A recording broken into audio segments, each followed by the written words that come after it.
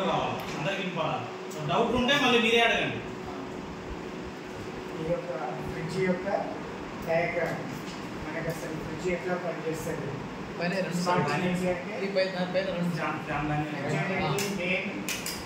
Compressor తోటి start hot ఎలాగా compressor ఫ్రిడ్జ్కి అట్లాంటిది.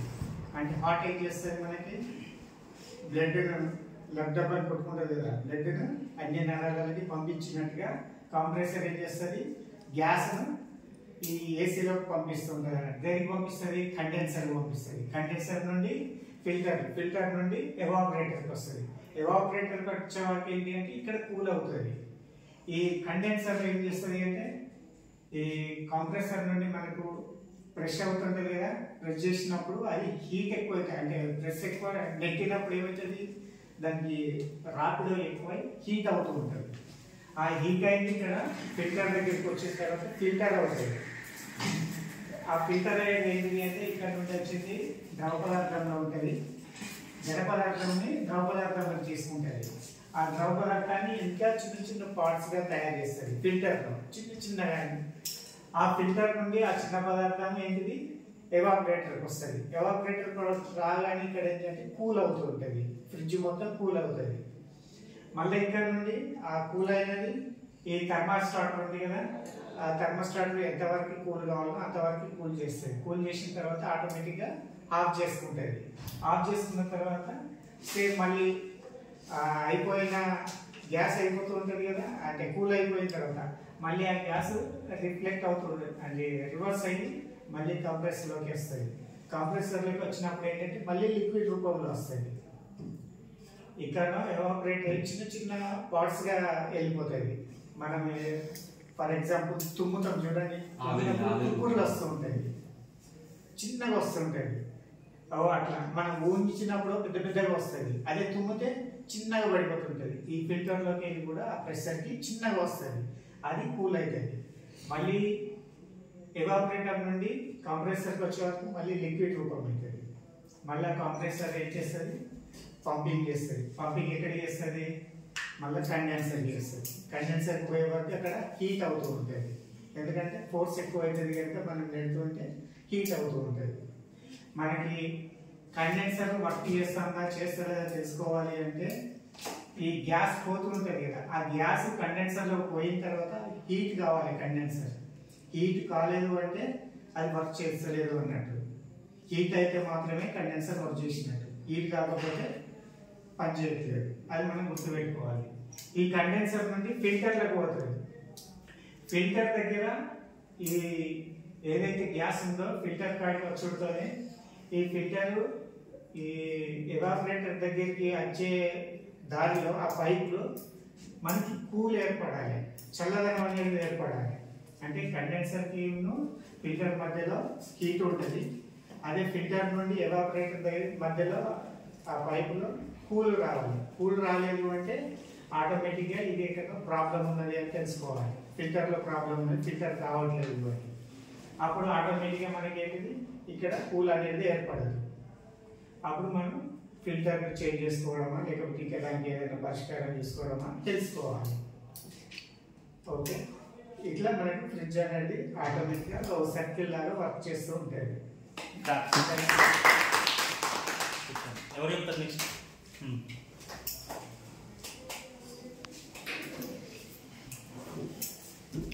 ఎవరైనా రాసుకునేది నోట్ చేసుకునేది ఉంటే పేపర్ ఉంటే రాసుకోండి, లేకపోతే మొబైల్లో నోట్ చేసుకుని పేపర్ తీసుకోండి ఏమన్నా మిస్ అయితే.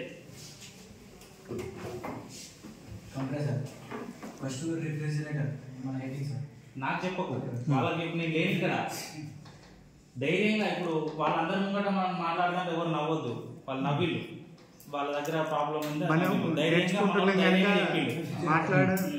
నవ్వడం ఎందుకు ఎగ్జామ్ చేసుకోవడం. 4 టైప్స్ ఉంటాయి. గట్టిగా మాట్లాడితే వేరే క్లాస్కి నవ్వడాలి. రిఫ్రిజిరేటర్ 4 టైప్స్ ఉంటాయి. కంప్రెసర్, కన్సిడరేటర్. తెలుగులో రాయి పర్వాలేదు, నీకు వచ్చింది చెప్పు. తెలుగు ఈ భాష ముఖ్యం కాదు, అక్కడ మన పని ముఖ్యం. డ్రై ఫిల్టర్, ఫిల్టర్, వేవపేర్, ఇవి 4 ఉన్నాయి. ఫస్ట్ కంప్రెసర్ అనేది మనం పని చేయాలి. కంప్రెసర్ అనేది ప్రెషర్గా గ్యాస్ పుష్ చేస్తుంది. అంటే ఇప్పుడు ఎలా అంటే మనం మోటార్ వేసినప్పుడు పైపులో మనం పైపు మీద వెళ్ళిపెడితే ఇలా పుష్ అవుతుంది కదా, పుష్ అవుతుంది. ఈ నుంచి ఇక్కడ కన్సెంటర్ వచ్చినప్పుడు లిక్విడ్ అవుతుంది. లిక్విడ్ అయ్యి ఈ నుంచి నాకు చెప్పకు, వాళ్ళకి చెప్పు, గట్టిగా చెప్పు, గట్టిగా చెప్పు, నాకే చూడకు, వాళ్ళకెళ్ళి చూడు, ఐ కాంటాక్ట్. ఎవరన్నా వాళ్ళు అర్థం కాకపోతే వాళ్ళ ఫేస్ లో ఎక్స్ప్రెషన్ మారిపోతుంది. ఆయనకు సమాధానం చెప్పాలి. వాళ్ళకి అర్థం కాకపోతే వాళ్ళు దాంట్లో కన్ఫ్యూజన్ గా చూస్తూ ఉంటారు. వాళ్ళకి చెప్పాలి నువ్వు. వాళ్ళు ఒకవేళ అర్థం కాకపోతే దాన్ని ఒక 2 సార్లు చెప్పడానికి ప్రయత్నం చేయాలి. వాళ్ళు మిస్ అయిపోతేనే వాళ్ళు అంత దగ్గర ఇట్లా చూస్తూ ఉంటారు. అర్థమైపోతే పర్వాలేదు, మామూలుగానే తీసుకుంటారు. అర్థం కాకపోతే దాని మీద ఇట్లా చూస్తాం, ఇట్లా చూస్తూ ఉంటారు. గట్టిగా లౌడ్గా ఒక లెక్చరర్ చెప్తే ఎట్లుంటుందో అది చెప్పాలి. నాకంటే కూడా బాగా గట్టిగా మాట్లాడాలి. కంప్రెసర్ నుంచి గ్యాస్ ఇక్కడ చాలా హీట్ అయ్యి ఇంకా పుష్గా పోతుంది. ఈ నుంచి ఇక్కడ వచ్చినప్పుడు ఇది కన్సిడర్ ఇలా లిక్విడ్ అవుతుంది. లిక్విడ్ అయ్యి నుంచి స్టార్టర్ వస్తుంది. ఇలా స్టార్టర్ అంటే డ్రై ఫిల్టర్. ఈ నుంచి కూలింగ్ అల్యూమినియం కూల్ అవుతుంది. ఈ నుంచి వచ్చినాక అదే మళ్ళీ లిక్విడ్ ఇలా వచ్చి ఇక కూలింగ్ అయిన తర్వాత ఇలా నుంచి మళ్ళీ ఇక్కడ గ్యాస్ అయ్యి మళ్ళీ ఇలానే పోతుంది, కంప్రెసర్లో పోతుంది. అలా నాకు అర్థమైంది సార్. ఓకే ఓకే నెక్స్ట్ ధైర్యంగా రావాలి. మనమే మోటివేటర్స్, మనమే ఆడియన్స్, మనమే హీరోలు, మనమే డైరెక్టర్స్. చెప్పుకుంటా అంటే మనకు తెలిసింది ఇదే. గుడ్ మార్నింగ్, నా పేరు వెంకటేశ్వర్లు, వెంకట అంటారు. సో ఈరోజు మనం రిఫ్రిజిరేటర్ గురించి తెలుసుకున్నాం. రిఫ్రిజిరేటర్లో ముఖ్యమైన భాగాలు ఏంటనేది ఇక్కడ ఉన్నాయి. ఒకటి కండెన్సర్, కంప్రెషర్. కంప్రెషర్ ఏం చేస్తారంటే, కంప్రెషర్ అని అంటేనే ఒత్తిడికి సంబంధించిన దాన్ని కంప్రెషర్. దాంట్లో ఉన్న వాయువుని ఏం చేస్తారంటే, వాయువుని లిక్విడ్ అయినా ప్రెషర్తో ఒత్తిడితో పంపిస్తుంది, గట్టిగా నూపుతుంది అన్నాడు. అదే కంప్రెషర్. దీంట్లో ఏముంటుందంటే 1/4 ఇది ఎంత ఆకారం అవుతుందో దాంట్లో 1/4 అంటే పావు వంతు ఆయిల్ ఉంటుంది. కంప్రెషర్ ఆయిల్ ఉంటుంది అన్నట్టు. ప్లస్ దీంట్లో ఒక పిస్టిన్ లాంటిది, అంటే ఫ్యాన్ లాంటిది అనుకోవచ్చు, పిస్టిన్ అంటాం, రొటేట్ అవుతూ ఉంటుంది. దాని కారణంగానే దీంట్లో ఉన్న ప్రెషర్ ఏదైతే లిక్విడ్ కానీ ఏదైతే ఉంటుందో అది గట్టిగా ఒత్తిడి పడి ఈ అవుట్లెట్ అంటే డిశ్చార్జ్ పైప్ నుంచి బయటకు వెళ్తుంది. ఎక్కడికి వెళ్తుంది? డిశ్చార్జ్ పైప్ నుంచి కండెన్సర్లోకి వెళ్తుంది. ఓకే, కండెన్సర్ ఏమవుతుందంటే దీని నుంచి వెలువడినది ఏదైతే ఉన్నదో వాయువు కానీ లిక్విడ్ కానీ అది వేడి అవుతుంది. వేడిగా మారి ఇక్కడ నుంచి, సో ఈ పైప్ యొక్క సైజ్ ఎంత ఉంటుంది? 1/4 ఉంటుంది. పైప్ యొక్క సైజ్ ఎంత? 1/4 సైజ్ ఉంటుంది. కండెన్సర్ నుంచి ఇక్కడ ఫిల్టర్లోకి వస్తుంది.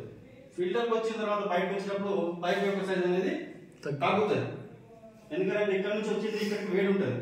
ఈ వేడి అనేది ఫిల్టర్ల నుంచి బయటకు వచ్చినప్పుడు కూలింగ్ కోసం అని చెప్పేసి ఇక్కడ పైప్ సైజు చిన్నగా చేస్తారు అన్నట్టు. పైప్ సైజ్ చిన్నగా ఉండడం వల్ల అక్కడ నుంచి ఏదైతే వెలువడుతుందో గ్యాస్ లిక్విడ్, ఆ లిక్విడ్ అనేది వాయు రూపంలోకి మారుతుంది అన్నట్టు. అదేనా? ఇప్పుడు ఎట్లా అంటే ఇంతకు సార్ చెప్పినట్టు మనం తుమ్మినప్పుడు ఇట్లా చేస్తే ఏమవుతుందంటే లిక్విడ్ రూపంలో వస్తుంది, తుమ్మితే మొత్తం తుప్ప రూపంలో వస్తుంది. సో అది బెస్ట్ ఎగ్జాంపుల్ అన్నట్టు. ఓకేనా? సో ఈ పైప్ సైజ్ అనేది 0.3. ఓకేనా? ఈ పైప్ ఇక్కడ చిన్నగా ఉండడం వల్ల ఇక్కడ ఒత్తిడి ఎక్కువ అయ్యి ఇక్కడ ఫ్రీజర్లకు వస్తుంది. ఫ్రీజర్లకు వచ్చేది కూల్ అవుతుంది, చల్లగా మారుతుంది. ఈ చల్లగా మారిన అట్లే ఉండాలా? ఉండదు. సో మళ్ళీ బయటకు వచ్చేవరకు ఏమైందంటే పైప్ సైజ్ మళ్ళీ పెద్దదైంది.